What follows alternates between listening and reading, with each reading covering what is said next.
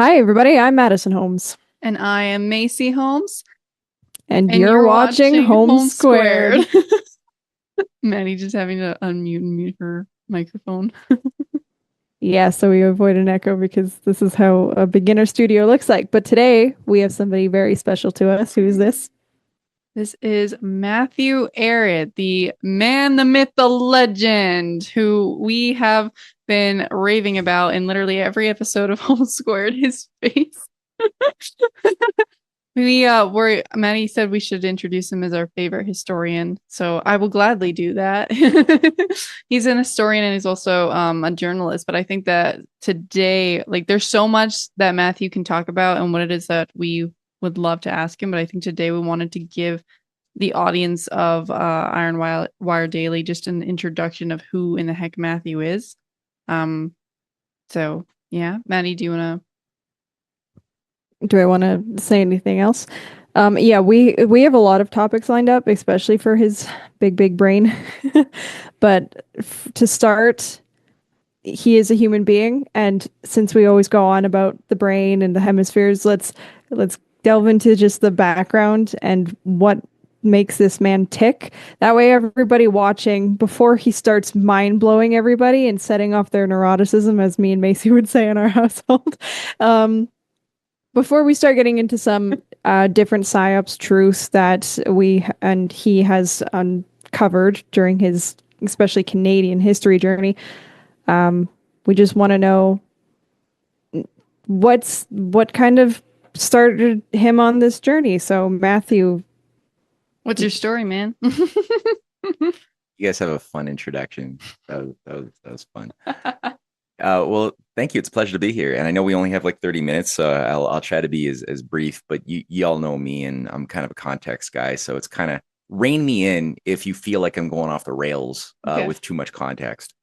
What makes me tick? Well, I guess you could say I write a lot of books. I've written a number. You guys have a ton. I think you have all of them actually, and it's kind of cool that you have so many books.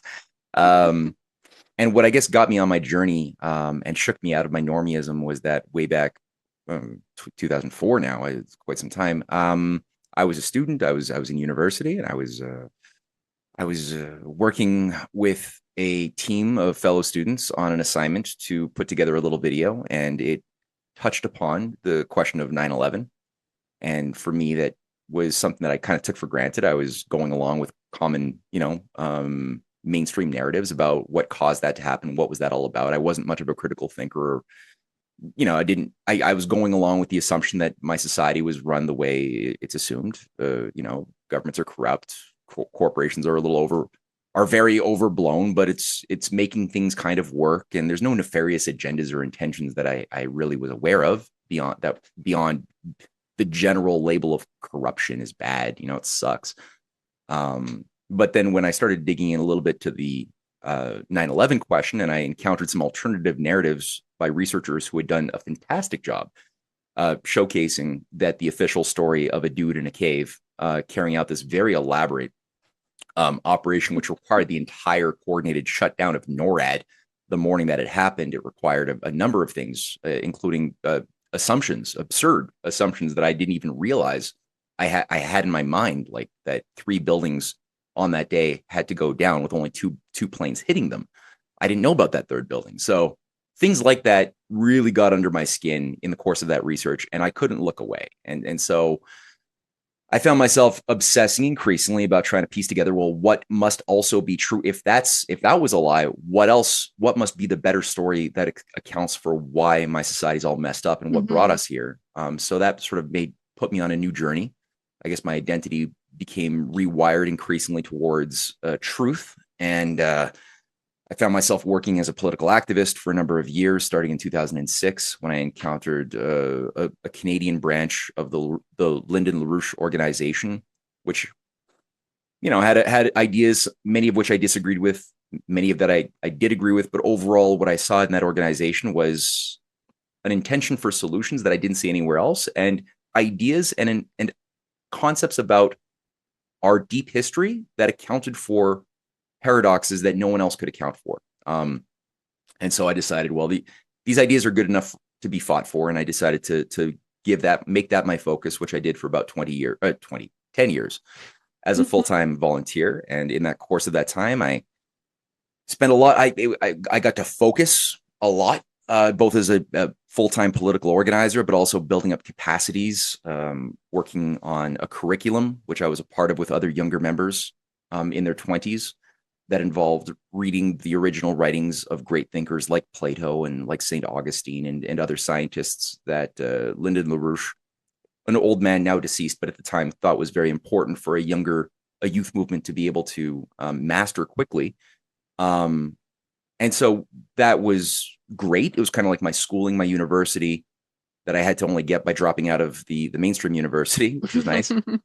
And in the course of that, I put my mind with a few of my other colleagues to work trying to figure out what is this thing called Canada that I found myself politically organizing in and not really understanding why we have a crown, a monarchy, a privy council. I wanted to understand how that actually originated and what are the actual powers of these unofficial shadow government, non-elected institutions that seem to have a vast amount of sway, more so than people realize. And that manifested in the form of a lot of discoveries.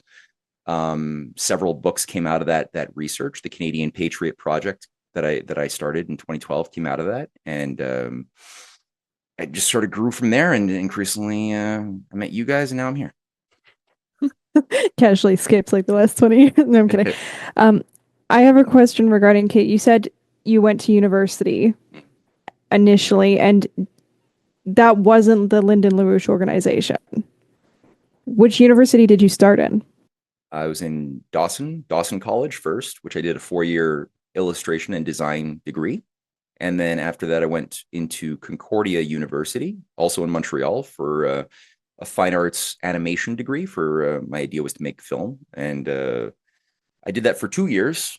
And that was between 2004, 2006. And that's the one I dropped out of when I encountered a little bit too much postmodernist, abstract deconstructionism that was, I felt, hurting my soul and making my mind more useless.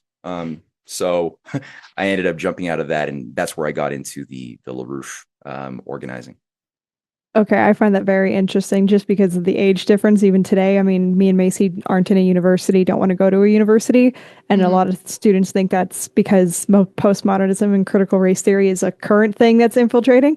Meanwhile, we have you here, and you're a little bit older than us, and you face the same thing in your filming degree, and that's why you kind of left, which is super interesting. But also knowing your work on the Esalen Institute, definitely knowing postmodernism goes way back way back into infiltrating the universities. So you don't have a degree in history. Oh, no, I don't. I love that. Well, I like that because me and Maddie always have this gripe where it's like individuals who well, now it's set up where you just have to have a piece of paper, right? And then that makes you therefore an expert. And we already know, based on just COVID, that we can't necessarily trust who calls themselves a nice little expert. But it's the word expert comes from the word experience, right? And so it's like, well, what do people do in universities when they're trying to get the experience to become an expert? Well, they read a lot and then they think about it. You would hope. Nowadays, not so much. And then you write about it and you solidify it in your brain and you try and figure out how to put it in your own words. And then you just rinse and repeat this process. And so that's what you've been doing for your entire lifetime. Yeah, I think that the problem that we encounter when trying to figure out what brought us here, what was it in the past that resulted in the current crises, so that we obviously want a sense of understanding. You're less inclined to be afraid of something you understand if you don't look under the bed. That monster, the image in the mind of what that monster is that is lurking in your closet or under the bed at night as a child is very scary. And it's only when you really come to an understanding, okay, I've looked at it, I've explored it, there's nothing there, it's in my mind and my mind's my enemy, that you can overcome the fear. And it's like that, I think, with that the oligarchy, and it doesn't take too long if you take a real critical look at our present and past circumstances, that there is an oligarchy, that it's not a new thing, it's been around for a long time, but what the characteristic of that oligarchy is, what animates it, what idea set shapes its identity, is not something that is encouraged to be looked at. So there's a lot of disputes, a lot of theories about that. If, for those networks, even in mainstream academia that acknowledge some form of oligarchy as a word, they don't agree on what it is. And they don't agree that you can understand how and why it does what it does and how it's been there maintaining a continuity of existence, like a parasite, over the course of hundreds, thousands of years. But it is a thing. That's a real thing. It's discoverable for anybody pursuing it. And I think part of that is that school, the study of becoming an expert, whether you're studying history or whatever, it's based upon the application of certain materialistic, what's known as positivist theories. Positivism is a stupid set of theories about how to do research and how the world works in the end of the 19th century. I think it originated by this dude, Auguste Comte. And the idea was, metaphysics. We can't, assuming that there is metaphysics, a reality above the measurable empirical physics of the physical world, is incompetent. It is not to be respected in polite society. And so you should be able to build models, explanatory models of whatever you're trying to look at in the past or the present, that are only reducible to measurable data, that are reducible to some assumed base motive, untainted by human ideas. The pollution of subjectivity. Everything should be objectively descriptive. And so you could say, some event happened because people were hungry, and then you had a revolution because of the hunger. You want to fill the hunger with food, or end the hunger by getting food, or revenge, or whatever, so that there's just some like generalized feeling that you just imbibe into a whole body of people that then accounts for why something happened that is measurable. But the reality is, causality, the why things happen, exist in the domain of ideas. And that's, people have an idea about the future that they judge should be. They look at the circumstances in the world that are preventing that should from manifesting, and then they make correctives, whether they're right or wrong. And then if to make it work, no man's an island. So people will work together in a group, and they'll conspire by working together for a common idea of that outcome, again, for good or for bad. And that's called conspiracies. And we've been told, especially in the 60s, as this radical positivism was taking over control of schools and textbooks, that conspiracy theorizing is, again, not responsible. It's absurd. There's no way to know it. You can't see or smell an idea or an intention, and thus it shouldn't be treated as dirty metaphysics. It's for children and sci-fi, but it's not for reality, not for serious thinkers. So people get sort of groomed. They get broken from doing the natural human thing, which is to find out why things happened, and then apply that to their circumstances in the world. And then they start just producing papers in universities that are abiding by that incompetent methodology that will get them rewards. Maybe they'll be published, they'll pass the tests, they'll get the degrees. And if you do that for 4 or 5 years or whatever, your brain starts really losing its creative juices. And then worse, like so many cases of abused victims who then grow up and become the abusers and carry on that unresolved abuse that they haven't dealt with in their psyche. That happens in universities, as the teacher is the abused student, who then is abusing their students and not encouraging the students to think outside the formulas, outside the acceptable narratives, which would be otherwise needed for those students to discover things about reality that those formulas that are accepted don't account for.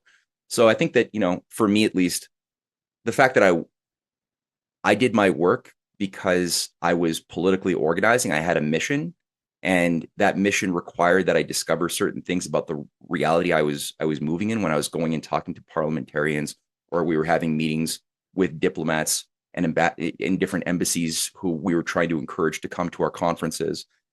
or just organizing people, average Canadian citizens. I'd have a political table out 5 days a week for like 8 hours a day. And I'd be trying to have conversations with strangers about, big questions about the coming economic collapse, about the danger of World War III, about why we should break up the banks and get a citizens action policy around that. And so I was engaging with people who I knew I could only get them to move in a useful way if I could communicate what is this thing I'm operating in called Canada, and what is this thing in the United States? How did the USA go from becoming a freedom-loving republic to becoming this bestial empire that's done so much damage over the world? What is it? Is it that the USA is bad? Is it human nature is bad? What is it? Or is there an infiltration that utilized certain Freemasonic, certain skull and bones agencies that have generated things like the FBI, like the CIA, that have overseen the murder of great presidents like Lincoln, like JFK, like Franklin Roosevelt, like Bobby Kennedy, who would have become president, who did things like 9/11. And sure enough, you got to go there if you're going to understand that stuff. And so from there, I think what has to be in your heart has to be a real love for truth, and there's no space for being too arrogant with your assumptions, because if you don't self-examine those assumptions that are holding you back, you can't develop the intellectual weapons you need to fight this beast, and you're fighting the beast. So at that point, whatever ideas I can come up with that will help do a better job for myself and my allies, I'm gonna do my best to try to get those, and hence, yeah, I think the expertise thing and the worship of the diploma, the piece of paper before you're allowed to be respected as an opinion, is really a dysfunction that's holding us back big time. You mentioned like intention, but also formulas that are accepted. It's like when we're having these discussions, and as me and Maddie are starting young now, getting involved in our political journey, so it's like we very much were actually where you were at. It's like trying to understand, like, once we started doing your work, and we also started going into our own rabbit holes as well, of just like, not just like your work, but like some of those questions that you asked, where it's like, well, how did JFK get murdered? And just like, sometimes those rabbit holes take you down weird paths, but the whole point was just trying to understand that idea of what is this beast. But then, because you just said it, it's like, I've met people where in kids my age where they're completely psyop because they just don't think that people can do that. Like, they're like, there's no way that that there's this evil group of death cultists trying to control. They're like, no, the UN, they're trying to solve climate change, and they genuinely are trying to solve this problem. And it's like, but like, who defined that problem, and then put the parameters around which we need to be debating that this is actually the problem, right? It's like, it was Cynthia who wrote in her article where it was like, the devil you don't know, how do you know it's the devil if you don't know it? Right? And I was like, that is such a good point. But we were talking about, you were talking about intention, and me and Maddie, like, we do our work on like the hemispheres, and the thing that I think that helps, like, me personally when I'm trying to hold myself accountable is that idea of like, a lot of things are downstream of mode of tension. Where are you paying attention to something determines what manifests in reality, and what you're not paying attention to also plays a part into what manifests in reality, right? Because if you're not paying attention to the assumptions that you just talked about that you made, then you're just going by, like, almost like the becoming the abused to the abuser, right? And then that's what physically manifests in the world. And so you were talking about like the accepted formulas, and the thing that I'm enjoying the most as we're on this journey and of trying to make discoveries and trying to understand what's a better alternative system is because we were putting in the work first to figure out, well, what are the problems, right? And like actually using it based on physical reality in the sense of what has physically happened, right? It's like, there's been talks before, if we want to go back to that climate change example of like, there's going to be a global cooling. Has it physically happened? Right? It's like, what has physically happened in the world that shows that there's evidence that this is a thing happening? And then that's how we can take a look and go like, man, that's a problem, right? We're living in it. We're living in the downstream problems. That's the one thing that solidified. I liked the Hemispheres work, and we initially started with people like Jonathan Haidt, and Jonathan Haidt, he painted a left versus right political, and in association with the brain. So he talked about the conservatives being, what did he say, that they were more left? Yeah, he said they were like left hemisphere, and then liberals that the were right. Liberals were right because they're usually more empathetic, creative, and blah blah blah blah. And but when we learned McGilchrist's work, I was like, oh, that's a really big step into the next how to think about people and society. But then your work, Matthew, via history. And now that I'm thinking, I think my first podcast with you was on Mel K.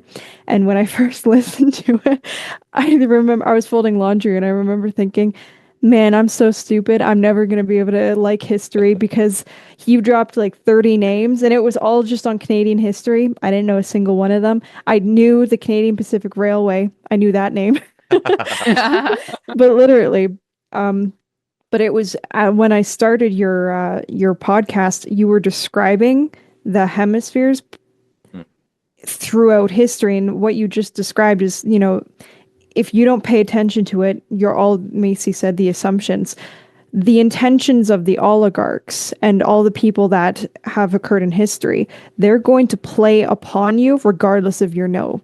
So their intentions are going to play out as an oligarchy regardless. And that's the same thing I noticed with the brain, is that people don't pay attention to it.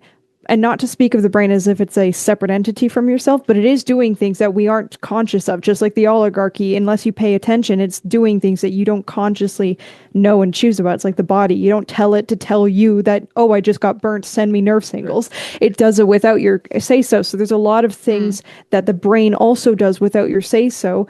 But paying attention to it, just like paying attention to history, has allowed, just like paying attention to history helps you predict a bit more about the pattern and then how to actually get your hands in and put your intentions into history. Well, it's the same with the brain. It's like, okay, so there's some things, because the brain is a muscle. So it's like, if you believe that you have a say in history and you can imprint your intention on it to change history, same thing with the brain. You can pay attention to it, and then you can start changing the way that some of the synapses go, and you can change some of your paths for the better.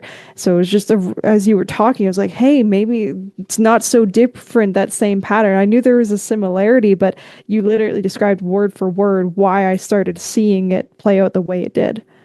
Yeah, it's fun to hear you guys just jamming about the concepts of the brain, neuropsychology, and McGilchrist's work, and how that influences and dovetails in such a parallel way a lot of the things I'd also been chewing on for years. Because I think that I alluded to, we've already alluded to some pretty big systems of dominant thoughts about positivism, post-structuralism. There's all these like theories about knowledge, epistemology, which people don't take seriously enough. And it's so important to have like a method through which you are going to choose to pursue truth and be guided by something consistent. So you're not just being too haphazard about it, but you want that method because there's so many different variations of methods that you could choose from. You want it to be as useful as humanly possible, and it is in alignment with the laws of the universe as humanly possible, because it's that very universe that you want to pursue, that you're trying to discover more of. So I think that, yeah, like we're alluding to the you mentioned that there's a thinker who talks about how the right, the movements of the right wing so-called movements typically cater to a more left hemispheric way of organizing themselves, their assumptions about human nature, feelings. They interpret everything through a little bit more of a left hemispheric filter, which I guess you could say is a little bit more analytical, a little bit more cold, quantitative oriented. Doesn't mean it's devoid of morality or devoid of feelings, but it's just that's where it leans towards. In the opposite direction, you find that the left movements, especially the ones that grew out of the French Revolution, out of which Bolshevism, socialism, but all of the left-oriented movements really catered to placing feelings into a more dominant position than analytics, and interpret analytics from the standpoint of a more intuitive space, which doesn't mean that it's completely broken away from analytics, but it's just that it leans a little bit too much, let's just say, towards the subjective component. One is pursuing the ideal of objectivity, shaping our decisions. The other one favors way too much, to a very destructive degree, subjectivity. My feelings determine truth. There's infinite truths because there's infinite feelings. It's like, how useless is that at the end of the day? Like, math becomes really, it doesn't take too long before math to become a racist in that worldview, because math was used to count slaves at some point. So math offends somebody, so thus it's bad, because whatever. Or microaggressions, right? The thing when I was, so anyway, I was working in a university, and everyone was afraid to speak about politics or speak about anything from the heart, because anything you say might offend or misgender or microaggress somebody who might overhear you, and before you know it, you're in front of a tribunal. So all of this is a travesty. But the fact is, both components do coexist in the universe. There is mind, there is heart, and there's ones, there's unities, and there's manys. That every unity can be broken up into manys, right? Every part has a whole. Every whole is a part of something else. So in what way does that balance? And I guess that's been the struggle when you read the writings of Plato and a lot of the ancients. You see it's as relevant today as it was 2,000-3,000 years ago when these dialogues were being written, because they're struggling with how do we organize society in a way which is most natural, that brings out the best of human nature, with as little, that's the goal, at least, right, with as little force but the greatest degree of freedom possible, because you can't have absolute freedom in the sense that you can't just say everybody do whatever you want all the time with no rules. We do live in a world where there are billions of us, so we need food. That food production requires the obedience to certain rules of nature. We need water, that requires certain obedience, just by virtue of the physical organism that needs liquids. So there's certain things you need on top of then the spiritual needs of family, of friends, of leisure. So you want to find a way to make the freedom of the will and the obligation to law coexist in the best way possible, in the most just way possible, and find a harmony of the part of the finite and the infinite, of the whole to the part. And so all of these seeming opposites that coexist, everything can be infinitely divisible, but it's still a one, right? I'm a one person, you're each one people with one identity that's unique to you, but you're infinitely divisible in the amount of feelings, of experiences you can have, the molecules and atoms that make you up in subatomic particles. By conceptually, I can imagine all of us being infinitely divisible, but we're still one. So how do we fit that together philosophically? And I think that the thing that happened in our universities that really broke us from that, which I guess will bring us full circle back to the beginning, and the thing that broke me from being in university, and the thing that repulsed you guys from going to university, and you guys are just taking the destiny of your minds in your own hands and pursuing discoveries on your own terms, which is the best way to do it. But it was this artificial overfragmentation of the mind and the heart. And in the case we had I've told the story before, but I say it here, we had our fine arts courses in university in the same building as the engineering department. And it was built up literally half the building. It's a brand new building. Half the building, everything on the right side was the arts, the fine arts. It was like 13 floors. The other half on the left side of the building from the front of the main street on St. Catherine Street was all engineering. There was no wall dividing the students, but there was no cross-pollination of students. It was like a social engineering experiment. The engineers they didn't know how to speak the language or have friends with the art students, and the art students, same thing. They couldn't, and they were each brainwashed and they were each told that if you want to be a good engineer, you can't allow your analytics to be tainted by the pollution of emotion. You have to just know the formula and apply. Similarly, for the students that I was working with, we were all being told you can't pollute the purity of your emotional expression with the pollution of analytics, of thinking. You can't do that. So without that, I mean, there's nothing to bound there. I loved classical art. I loved the Renaissance. I loved these things. And I always was very bothered why it was that when I tried to ask questions like, why is nobody doing Rembrandts anymore? Why do we not have Da Vinci's or Vermeers in my society? I would be spoken down to. I would be berated as a naive fool or somebody who's trying to hold on or go back to the past. But it's like that's some serious high level beauty that was being expressed, and it bothered me. And I wanted to express beauty. I wanted to express my intelligible thoughts, especially as I was looking more into the ugly side of reality and finding disgust about how unjust reality is through my shakeup over my 9/11 discoveries. And I was finding myself really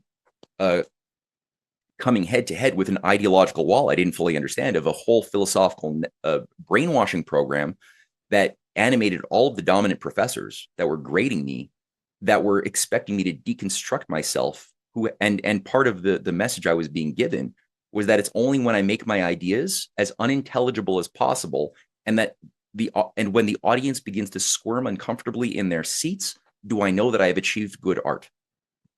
What the fuck is that, right? So, and I did that. I wanted to, play the game, and I made a few videos, a few films following those prescriptions, and I got good grades. But I felt like a terrible person at the end of the day, and it was agonizing to just break down my thoughts into fragmentation. And so, at the end of the day, the only thing that's going to really, if you're in an ugly society, you got to be able to, and that's animated by lies and very ugly ideas, you have to be able to judge that. If you lose the aesthetical sensibility inside of the heart to be able to judge beauty and ugliness, you can't really judge a true or a truth or a lie, or an ugly or a beautiful idea animating the heart and mind of like a Martin Luther King Jr. or John F. Kennedy. You won't be able to properly see that. Or you might find that somebody who uses eloquent formal words like an Obama, who could speak well formally, might actually have a sick, dark ugliness as an intention behind the words, despite them being very nice. And, so you want to be able to really, I discovered that to have a society which is truly free, you culturally need to be able to have a mental, moral, educational, or maturation process through ideally universities. But if that's broken, you got to do it other ways, that unites the sciences and the arts, that gives people a sense that each are two sides of the same thing, that both sides are the effect of human beings trying to do our best to go outside of our limits and resonate ever more perfectly with the universe that we'll never completely know, but we can know it better than we did yesterday. We could have transformative eurekas. And as we do, our power to interface with said universe to predict where things are going to be in the future is going to increase. And our power to thus intervene, and our responsibility to thus intervene into that process, is also going to increase proportional to that knowledge that we gain.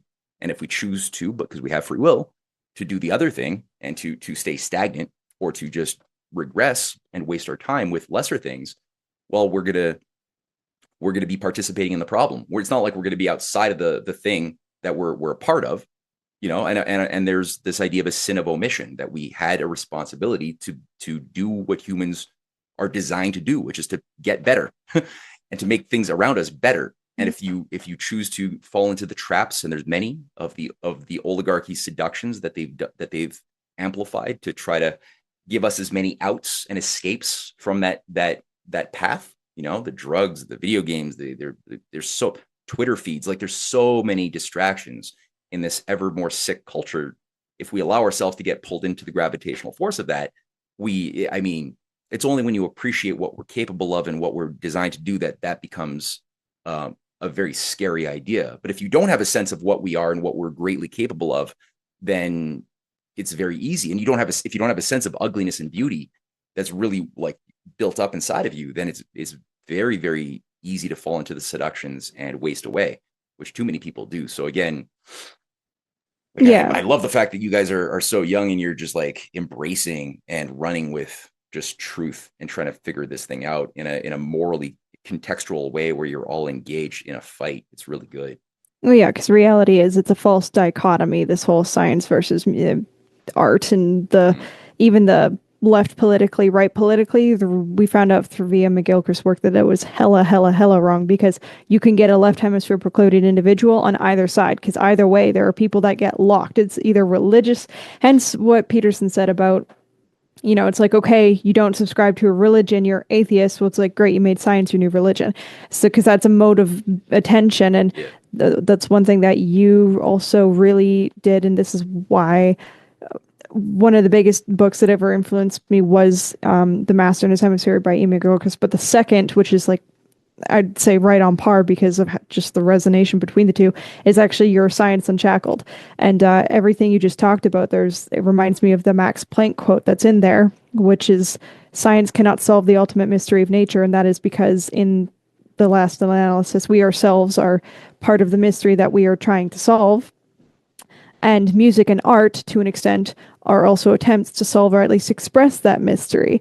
So that is kind of like the moral of the story that we have found via McGilchrist's work and then your book, because it talks about the openness of systems. And it really is, even individuals like Max Planck, or you look at Albert Einstein, the fact that these people, they're scientists, everybody thinks of them as these really big scientists in our culture, and yet probably don't even know that they played instruments. They used that because the reality is that's what you have been describing throughout this entire podcast is trying to seek truth and then morality.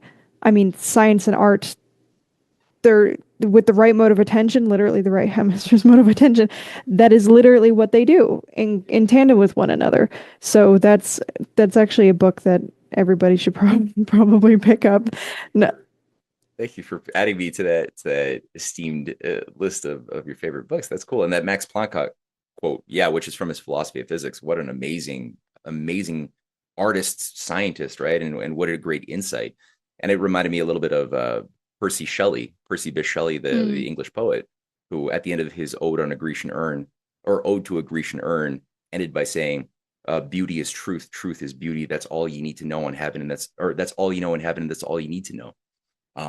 Which is what a powerful thing to say. But obviously, if you take it out of context, it can be very flaky. But within the context of like what he's actually doing in that poem and in his entire life, it's very, very profound.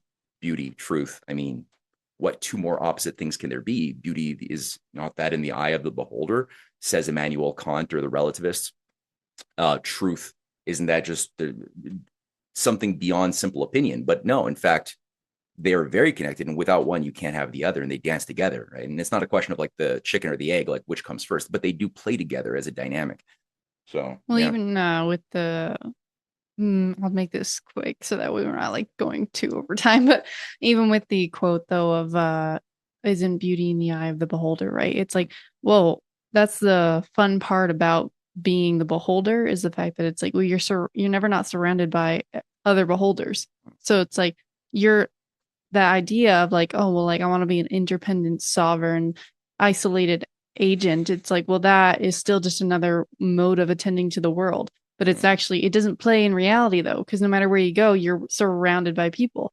And the negotiation of what yourself is influenced by others, and others are influenced by your negotiation in a reciprocal process, right? And so when it's like, it's in the eyes of the beholder, it's like, for sure, but the beholder is not actually something to be reduced, actually. Really, it's like, it's really, really complicated, hence why we gravitate towards the hemisphere work, because it's just like, well, then it's funny because there's two different ways that apparently the beholder can be looking at it and go like, oh, well, like, what is this beautiful? And the beautiful, and it was someone who on my Rising Tide lecture that I did when I did the hemisphere one, he said that I think that the balance of the soul is when you have the balance of the hemispheres in tandem. And it's like what you were just talking about with that balance of that subjectivity and objectivity. But it's funny because even then it's that's that false dualism that we were talking about, because it's like when you're having this whole like, I can have a view from everywhere, it equates to a view from nowhere. And the difference is there's a view from somewhere. And that's what we're trying to figure out, is what is that negotiation? Yeah, that's beautiful. And like, it's so empowering to take that perspective too, right? Because it's like we're part of the universe, right? Like Planck said we're part of the equation, we're part of the process that we're trying to solve. So we can't fool ourselves into thinking that there can be this absolute dichotomy in some idealized state of the perfect objective pursuit of truth, devoid of any taint of who we are as individuals, because who we are as individuals is going to shape the outcome of how we process the data, what type of results. Two people could get the same data, but they won't necessarily come up with the same interpretation of the data. One might be very potent in how they have insightfully gleaned into what must be true for that data to be arranged in the composition that our senses find it. The other person might just be trying to fit the data into a pre-existing model and have no insight, no concern about the higher truth of what is shaping the data. It's the same data. Kepler had the same data as Tycho Brahe, an older astronomer he was working with. But Tycho Brahe, despite having amazing data and all of the mathematical skills, could only come up with models describing the motion of the planets in our solar system based upon an absurd model of perfect circles, equants, epicycles, the idea that the Earth was in the center and everything moved and the sun moved around the Earth, but all of the other planets moved around the sun. Despite as absurd and disjointed as his model was, it did fit the data, and it did allow for a certain type of relative prediction of future conjunctions and oppositions of planets. Kepler had the same data, but he was the one who was able to come up with his three planetary laws of universal planetary motion, including his harmonic law, the third law.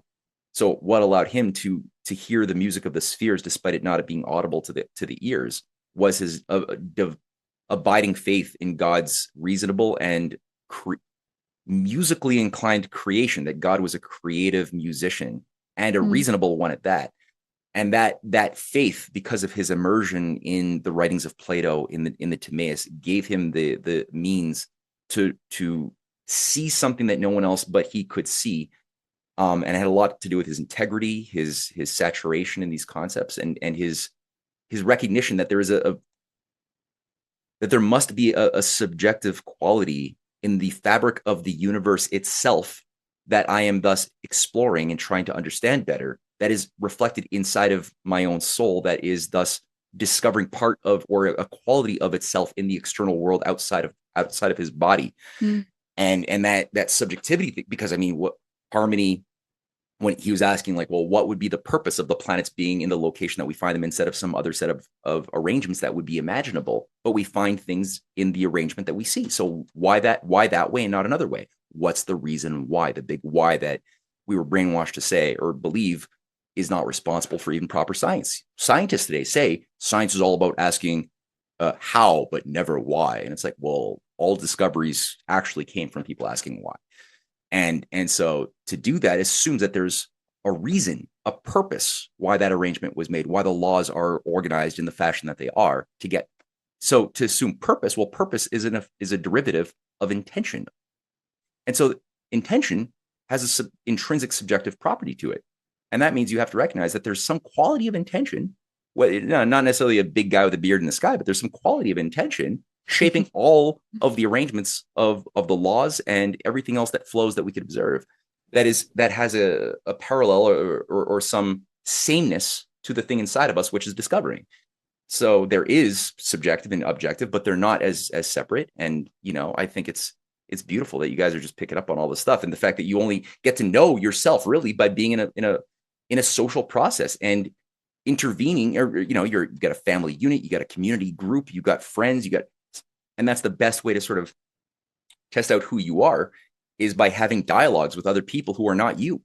And then you get to sort of both see where other people have this are the same, have a quality of sameness as you, right? So that we're all animated by this same je ne sais quoi, but they could also throw questions at you that you could not have thought about with yourself, that allows you to also understand. And then also inversely,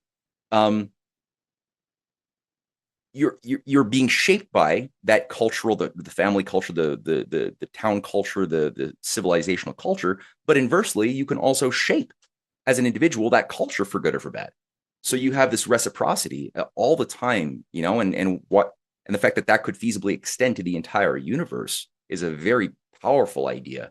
Yeah, probably the topic for another conversation, I guess, because we're running out of time, I guess. Yes, definitely. But you described the most beautiful irony, which is, that whole dichotomy between, science or religion that just came up, yet some of the most beautiful acts of science came about because of faith.